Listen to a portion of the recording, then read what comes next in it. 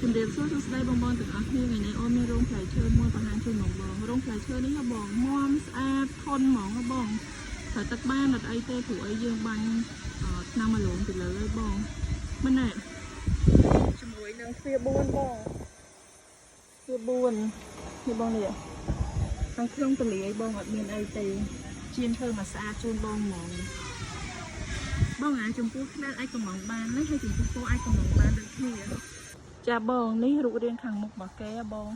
ស្លាស់ល្អបងអើយបងអាចដាក់ជា banner ក៏បានដែរពណ៌ជុំវិញមកហើយយើងដាក់ភ្លើងភ្លឺមកចម្រុះពណ៌មើលទៅតំណងហ្មងពេលថ្ងៃពេលយប់អីមើលទៅស្អាតដូចគ្នាបង